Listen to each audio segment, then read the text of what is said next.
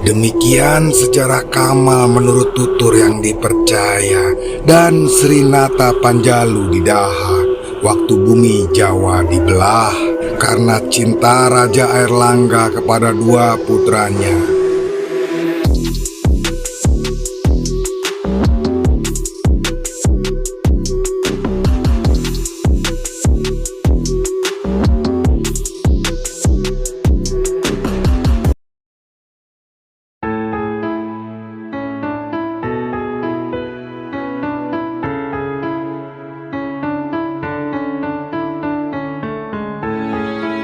Halo sahabat Arkeovlog, jumpa lagi.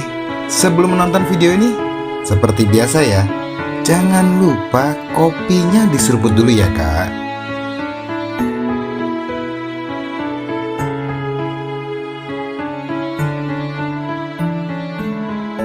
Episode kali ini merupakan lanjutan dari episode-episode sebelumnya yang membahas di manakah titik batas magis dari pembelahan yang sekaligus juga pemersatu Jawa.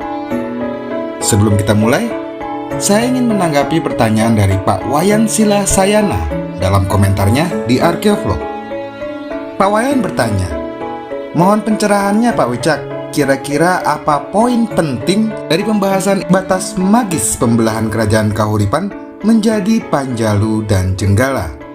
Membaca pertanyaan ini saya menjadi tersenyum karena ini merupakan pertanyaan yang bagus sekali. Mengapa demikian? Pertama, dari pembahasan ini kita jadi tahu bahwa untuk memahami lebih baik tentang peradaban Majapahit, kita juga harus memiliki pemahaman yang baik dari peradaban sebelum masa Majapahit. Begitu juga sebaliknya. Proses pemahaman yang saya sebut dengan istilah tafsir bolak-balik ini sangat berguna sekali dalam penafsiran sejarah peradaban bangsa kita. Tanpa itu semua, maka kita hanya akan menjadi seperti kuda delman yang berlari lurus ke depan dengan satu pandangan saja. Yang kedua, sekarang kita jadi tahu bahwa bagaimana rumitnya para sejarawan dan arkeolog dalam mencoba menafsirkan dan menyusun kepingan-kepingan kejadian di masa lalu. Yang tentu saja idealnya upaya ini tidak hanya dilakukan dengan mengandalkan teks sumber sejarah tertulis saja, tapi juga harus menguasai bukti-bukti dari tinggalan purbakala yang ada di lapangan. Begitu juga sebaliknya. Gambaran akan hal ini bisa saya umpamakan sebagai berikut. Sejarah yang disusun hanya berdasarkan teks sumber sejarah, tapi tanpa bukti fisik tinggalan purbakala, maka ibarat bagaikan sayur tanpa garam. Sedangkan tinggalan purbakala yang kemudian ditafsirkan tanpa teks sumber sejarah, maka itu ibarat bagaikan hanya menjadi garam tanpa ada sayurnya. Nah, lalu bagaimana dengan orang yang suka ngomong sejarah tapi tanpa teks sumber sejarah dan tanpa menguasai bukti fisik tinggalan purbakala? Kayaknya hidup orang itu kurang kopi dan garam deh. Hambar. Balik ke laptop ya? Stop sebentar. Dalam episode sebelumnya kita sudah melakukan review dari awal, baik kegiatan ekspedisi maupun kegiatan analisis. Nah, episode ini merupakan bagian kedua dari upaya untuk mengungkap titik magis pembelahan Jawa. Bagi sahabat Arkeovlog yang belum menonton episode bagian 1, mohon bersedia untuk menonton episode bagian pertama dulu ya. Terima kasih. Nah, bagi sahabat Arkeovlog yang sudah menonton episode bagian 1, nyok kita lanjut lagi ya kak.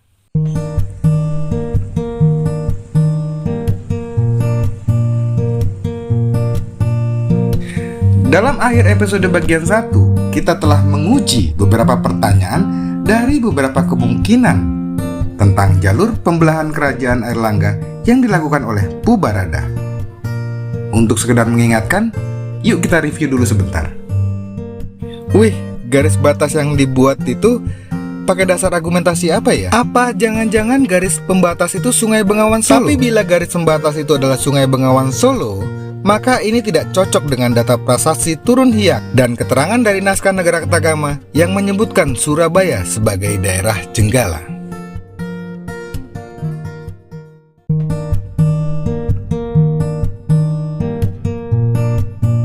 Sebenarnya, bila kita tetap menggunakan hipotesis Sungai Brantas sebagai garis pembatas kedua wilayah, maka kita tinggal hanya menyebut bahwa wilayah Jenggala berada di sebelah barat Sungai Brantas dan wilayah Panjalu berada di sebelah timur dari Sungai Brantas.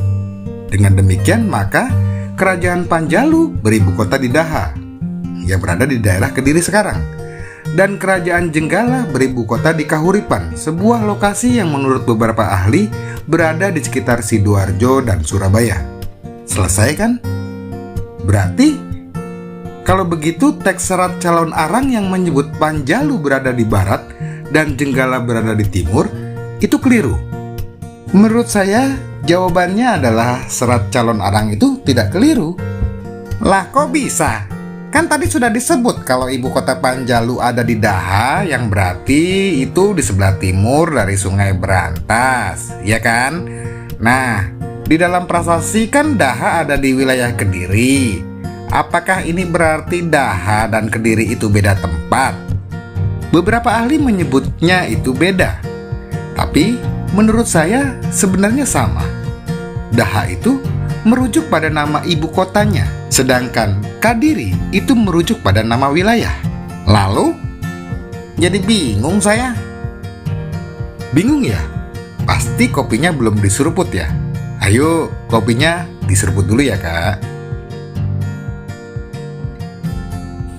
Misteri tentang di mana Kamal Panda memang menjadi perdebatan para ahli yang sudah berlangsung selama bertahun-tahun lamanya, dan hingga kini tidak berujung dan tidak juga menemui titik terang. Akibatnya, diskusi ini pun setahu saya telah berhenti selama bertahun-tahun yang lalu dan menjadi terlupakan. Nah, kita ini sekarang gaya-gayaan coba membahas ini ya. Tapi kita lakukan dengan pola pikir dan pemahaman yang berbeda. Jadi, kalau ada salah-salah ya mohon dimaafkan ya, Kak. Wong yang sudah ahli juga kalau salah ya nggak apa-apa. Apalagi sekelas saya yang masih imut, lugu, bodoh, tidak sombong, dan rajin menabung ini. Dalam beberapa episode kemarin, mengapa Arkeovlog mencoba terus membahas berbagai tinggalan purbakala yang ada di pegunungan Walikukun? Karena tidak lain dan tidak bukan agar kita semua lebih memahami bagaimana pegunungan Walikukun telah dijadikan sebagai sebuah tempat yang magis, sebuah titik sakral yang sekaligus juga dijadikan titik mandala. Nah, sebenarnya itulah kata kuncinya. Bila kita memahami bahwa pegunungan Walikukun pada saat itu dianggap sebagai potongan dari puncak Gunung Meru dan kemudian dijadikan sebagai sebuah titik mandala, khususnya pada zaman Erlangga, maka dengan mudah sekali kita bisa membaca bagaimana polanya.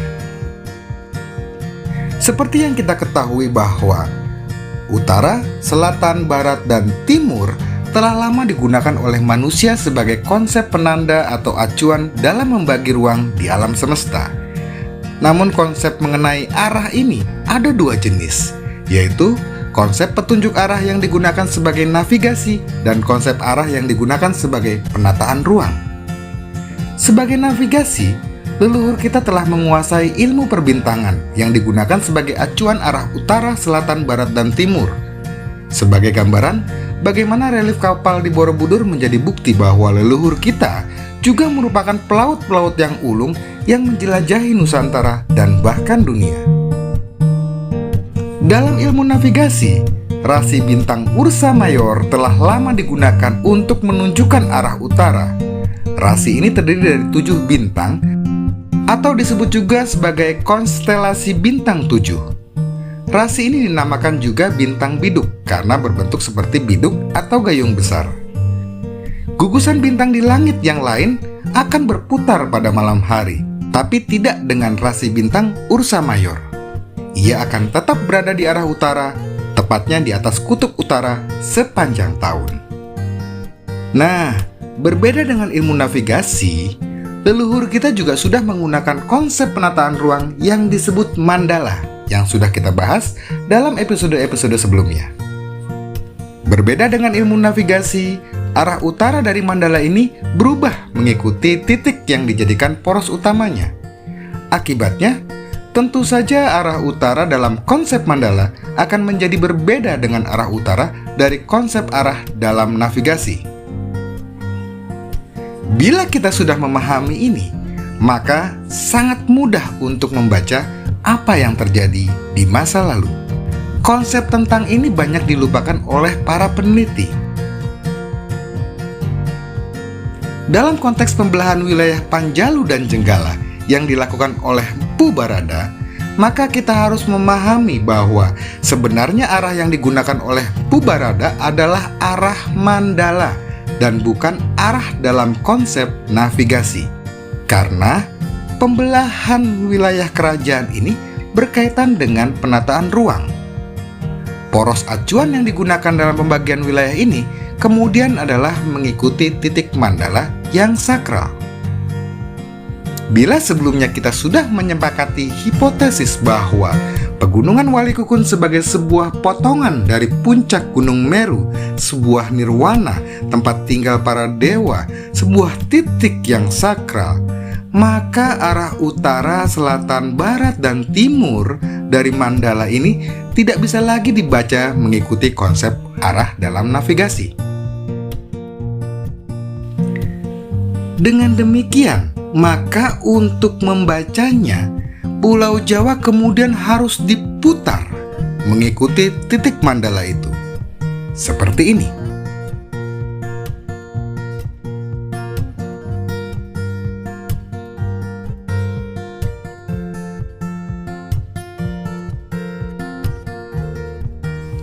Bila sudah demikian, maka dengan mudah sekali kita bisa merekonstruksi bagaimana garis batas pemisah wilayah Panjalu dan Jenggala itu dibuat. Garis itu dibuat dari arah barat ke timur sampai lautan. Utara dan selatan tidak jauh.